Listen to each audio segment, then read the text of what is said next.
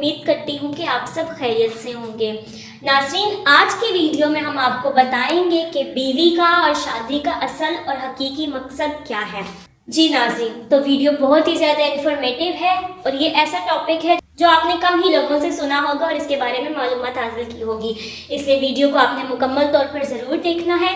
اور آپ لوگوں سے چھوٹی سی درخواست کروں گی کہ اگر آپ ہمارے چینل پر نئے ہیں اور ابھی تک آپ نے ہمارے چینل کو سبسکرائب نہیں کیا ہے تو ہمارے چینل کو سبسکرائب کر لیں اور ساتھ ہی بیل آئیکن کو کلک کر دیں تاکہ ایسی مزید معلوماتی ویڈیوز آپ کو بر وقت ملتی رہیں، اور ساتھ ہی ساتھ آپ ہماری ان ویڈیوز کو دوسروں کے ساتھ اس نیت سے شیئر کریں کہ دوسرے لوگ بھی اس سے فائدہ حاصل کر سکیں۔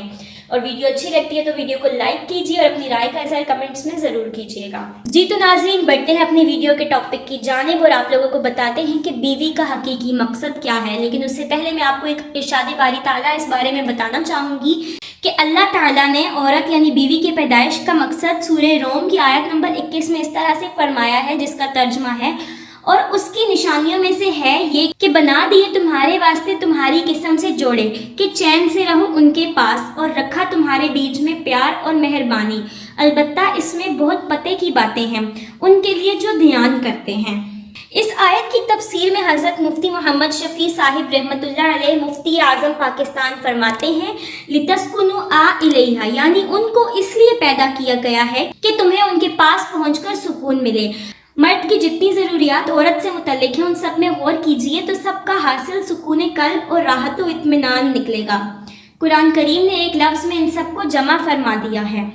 اس سے معلوم ہوا کہ ازدواجی زندگی کے تمام کاروبار کا خلاصہ سکون و راحت و قلب ہے۔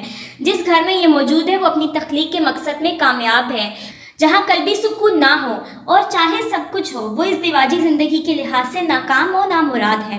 اور یہ بھی ظاہر ہے کہ باہمی سکون قلب صرف اسی صورت سے ممکن ہے کہ مرد و عورت کے تعلق کی بنیاد شرعی نکاح اور ازدواج پر ہو۔ یہاں پر میں آپ لوگوں کو ایک اور بات بتانا چاہوں گی کہ آج کل کے نوجوان نسل کے ذہن میں شادی کے نام پہ صرف اور صرف ایک ہی سوچ آتی ہے، جو کہ اثرات ہے ان کی غلط عادات کے، ان کا غلط طرح کی ویڈیوز دیکھنے کے، یا آج کل کی جو فلمیں، ویڈیوز یا انٹرنیٹ پہ جو کچھ بھی چل رہا ہے، نوجوان نسل اس کو دیکھ دیکھ کر خراب ہو چکی ہے اور ان کے ذہن میں صرف اور صرف یہی بات آتی ہے کہ شادی کر کے ایک دوسرے کو پا لینا اور اپنی خواہش کو پورا کر لینا، یہی اس کا نام ہے۔ لیکن اسلام نے شادی ایک بہت ہی نیک اور پاکیزہ رشتہ بنایا ہے، تمام رشتوں سے افضل ترین رشتہ ہے۔ نکاح کے بعد بیوی اور شوہر ایک دوسرے پر حلال ہو جاتے ہیں اور اس کا مقصد سکون قلب اور راحت ہے۔ اس لیے آپ یہ دیکھ سکتے ہیں کہ جن ممالک اور جن لوگوں نے اس کے خلاف حرام صورتوں کو رواج دیا، اگر تفتیش کی جائے تو ان کی زندگی کو کہیں پرسکون نہ پائیں گے۔